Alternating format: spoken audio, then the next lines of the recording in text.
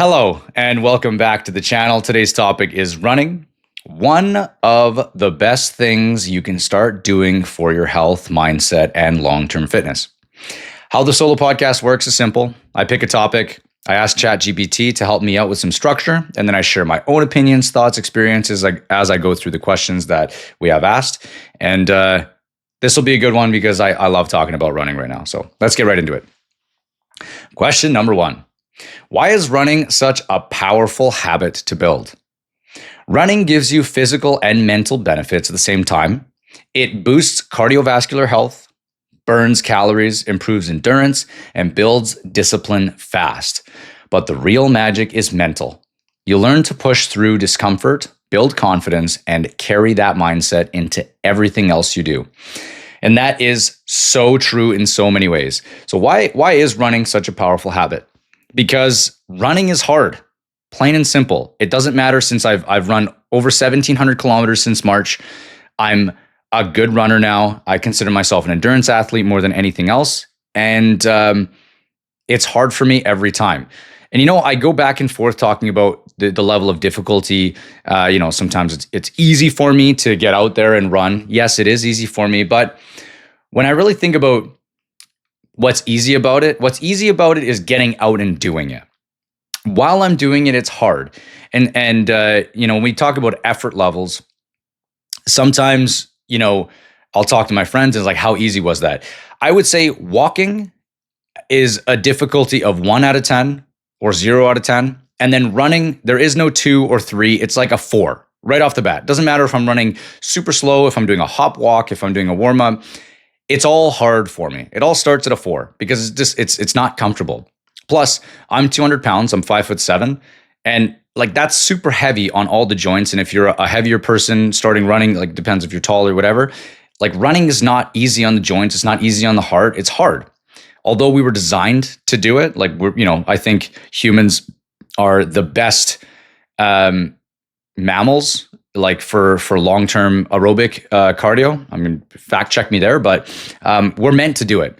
But it's so powerful because it's so hard to do. And I kind of take it to the next level, and I'll run without music on purpose because I'm deliberately trying to build mental toughness and mental strength. I have yet to run a marathon, but I do have one planned in May coming up. And I start a training block in January, which is going to, build up my my biomechanical markers, like my tendons, my muscle stiffness, aerobic efficiency. That's what it's called, running economy. All these different things, and I think when you start running, you start to realize that you're going to have to just endure that pain for X amount of time. And then when you're done, it's all over and you feel great about it. But it's about having to endure that discomfort while you're in it, so you can get the benefits at the end. Next question. What stops most people from getting into running? Most people start too fast, expect instant results, and quit when it feels hard. Running isn't supposed to feel easy on day 1, and I don't think it feels easy even on day 100. It becomes enjoyable once your body adapts and your fitness catches up. If beginners slowed down and focused on consistency instead of speed, way more people would stick with it. And that's so true in so many different ways. When I started running, I ran on a treadmill indoors, and I put a movie on my computer and I would just lightly jog. It was a walking treadmill. It could only go 4 miles an hour, which I think is like a 7:30 pace. Just to kind of, if I think back to it and the way that I felt, maybe it could have even been an 8 pace, to be honest, in kilometers. And it was, it wasn't much impact on the joints because it was a treadmill and it was on carpet. So there was a lot of cushion. And I did it so slowly over the course of, I think it was like a month or 2, maybe even more. I don't remember exactly. I did a lot of treadmill runs before I even ran outside. And that was slowly building up my aerobic base and, growing the capillaries that you have in your system. And I think that doing something so simple, let's call it, so easy and so low impact, allowed me to do it every single day. Now, if you go out and you run a hard 5K just to test yourself, you might feel sore in the joints, like your cardiovascular system is going to be extremely tested, and then when you're done, you're going to be like, oh my gosh, hopefully I never have to do that again. But that's why polarized training, which I think I'll get into a little bit later, polarized training, like doing one really, really, really hard workout once a week or once every 10 days, and every other run should be a sustainable effort that's really, really easy, that builds up your aerobic base and it builds up your running economy and your stiffness in your legs and your efficiency and all those different things. And the speed workouts kind of push the limits of what's easy. So like if you can't do something every single day or close to every single day, you're going to lose out on opportunities to improve yourself and continue stacking bricks. Running really hard your first time, just say, I want to start running, and boom, you go out the gate and you run really hard. You might not be able to do that, if you did it on Monday, you wouldn't be able to do it Tuesday, Wednesday, or Thursday. Now your next run will be on Friday. So you're going to be skipping a lot of days of running. Whereas if you were to say, I'm going to run for 10 minutes, really slow, nice and easy, and then on Monday, and then Tuesday you do that again, and Wednesday you do that again, and then Thursday you run super fast. On Friday you take a rest day, and then on Saturday you could run again. You get so much more volume in that way, and you slowly start to build the habit. 3 weeks, 21 days forms a habit. You'll be able to do that more often and more easily. Now, at our quote of the day section, most people never run far enough on their first wind to find out they've got a second. That's from a guy named William James. I'll put some information from him. Thank you for that quote. But I like the quote. Most people never run far enough. I would say that running is really, really mental, and your mental collapses far before your body does. Now, like there's certain levels of discomfort that you go through in anything. Running, once you feel that discomfort in your heart and you want to slow down and you want to stop, like listen, every time I run a little bit above zone 2, like getting into tempo or threshold, I want to stop the entire time. But I don't, because over time, with some experience in running, that you're not going to, your body's not just going to collapse on you, right? With these small things, like, your body's like, oh, stop, slow down. I don't want to do this. That's how it feels. That's just how it feels. And your body is being stressed, and, the biology, like what we're made of, like I'm not a scientist, but your body will adapt to these tough situations and give you these adaptations in your cardiovascular system and, the way your blood and oxygen moves around your body. And like, you're just going to get better and stronger if you push through these low levels of pain and discomfort.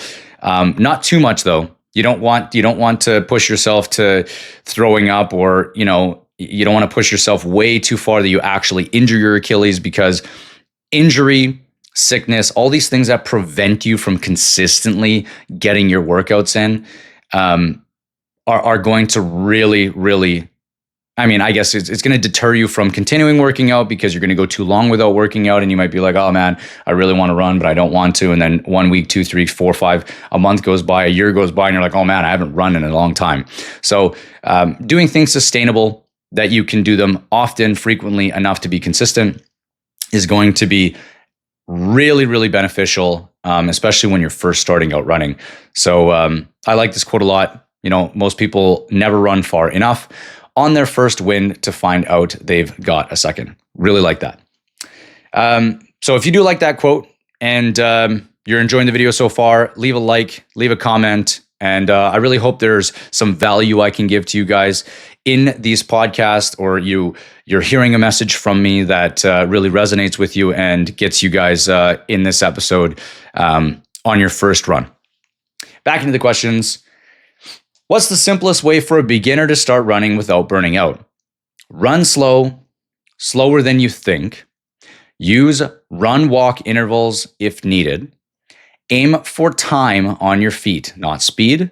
The pace comes later. the habit comes first. And that's super insightful.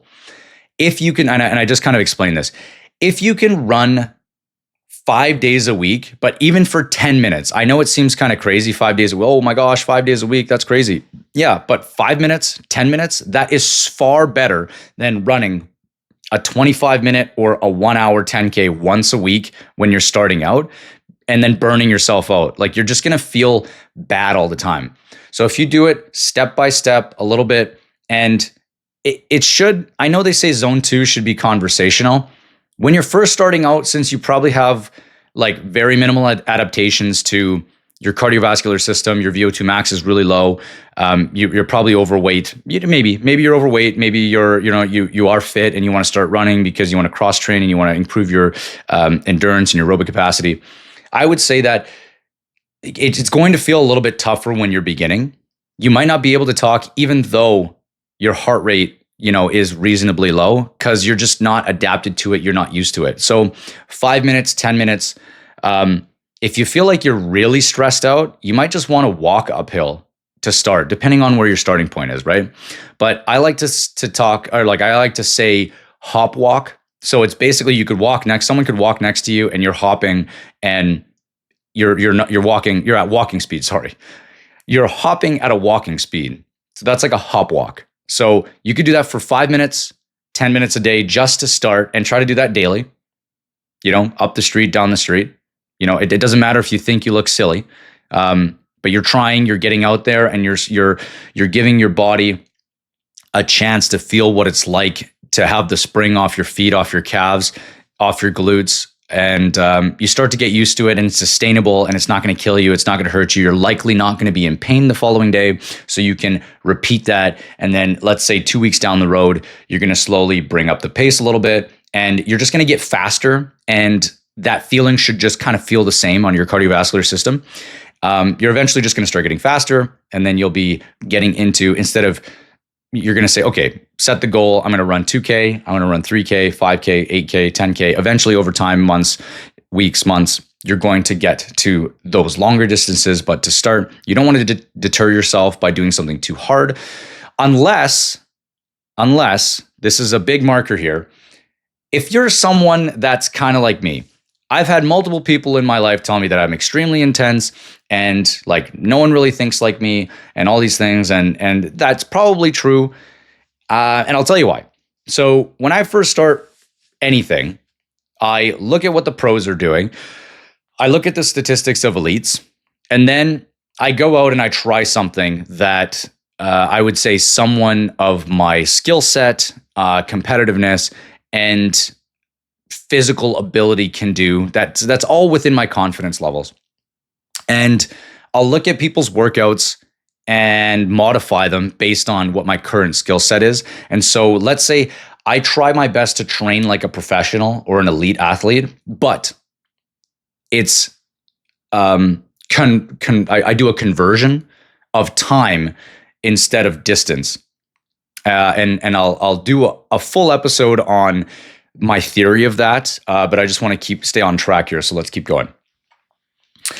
Next question. What mindset helps someone become a long-term runner? Stop treating every run like a test. Treat it like practice. Some days feel great, some feel terrible, and both are part of the process. A real runner is someone who keeps showing up, not someone who's fast.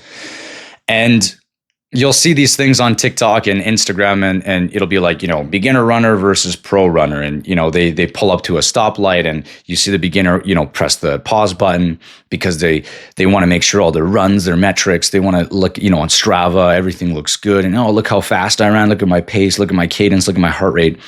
But as you become a more experienced runner, like I know my Garmin data is one thing. I know the Strava data is one thing.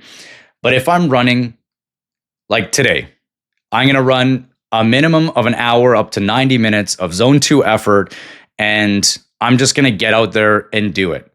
Once I get to a stoplight, I don't care to pause my watch. It doesn't really matter because deep down inside, like I don't need anyone to validate what I've done. I know that it's 90 minutes of zone 2. That's it. So whether my watch says I have moving time or not moving time, people on Strava will be like, oh, he stopped for 4 minutes. I really don't care what people think because it doesn't matter. I don't care it doesn't matter what anyone thinks I'm doing. Like I had to stop at a stoplight. I had to use the washroom. I had to tie my shoe. It doesn't matter because one of the main differences is I'm out there actually doing it. And I'm willing to bet you there's a lot of people out there that are just watching and talking smack and they're sitting down doing nothing. And there's also a portion of people that are extremely analytical and doing everything perfect because they have the means. But you should stay in your own lane and do what you're capable of doing and not care what other people think. So make sure that your mindset is, I'm doing this to benefit me. These are my goals and I'm going to run my race. And remember, when you do workouts, and shout out to my buddy Justin, track workouts, speed workouts are to improve fitness, not to prove fitness. So if you go and do a track workout, if you go on a run and you have a specific workout you want to do, just stick to that workout, stick to the plan, because consistency over time is going to give the biggest impact in the future. And don't think that you're going to gain all the adaptations that your body needs to run a sub 20-minute 5K in a week, because it takes time for your body to actually adapt to the pressure and the discomfort and all of these things that you're doing to your body, right? It's going to take time for your body to actually grow more little veins, capillaries, to get deeper into the muscle so you can absorb more oxygen more efficiently. It's going to take time for your body to learn how to oxidize fat and use that as a primary source while you're running in zone 2. It's going to take time for your tendons to get used to like the pressure you're putting on your feet with all the steps. And it just takes time. And I'm not talking about weeks. I'm talking about months and into years for something like this. So remember that if you think forward and say, in 6 months, in 1 year, in 3 years, if I continue to do this, I will be at a better spot than I am today, because that's so much more valuable than saying, I'm going to start running today and 1 month from now, I'm going to be able to do this, because that is so short term and you're not giving your body enough time to get the adaptations that are required to do great things. That concludes our episode today of running. If this helped in any way, like and subscribe. I really, really like this platform that I have going on right now where, I'm bouncing ideas off the internet and I'm trying to share my point of view on all these different topics that are fitness related and health related. I really appreciate anyone that's watching and has stuck around to the end. It's been a blast just being able to talk back and forth and share my opinions with the internet. So thank you once again to all those viewers. If you stayed this far, you would know now that I always leave my information in the description. So if you're looking for any free advice whatsoever, I am willing to provide some feedback via email. I usually give it out for free with anyone around me, and I enjoy doing it. So if say you're like, hey, I'm trying to lose a couple pounds. My name's John. I'm 18 years old or 30 years old, whatever, and this is my body weight, and these are my basic goals. I'll try to share some insight, some of my wisdom that I have that maybe can get you started in the right direction and really make an impact in your fitness or running journey. I love running. Rock climbing, playing tennis, all these different things. So once again, thank you so much for joining me on today's episode, and we'll see you at the next one.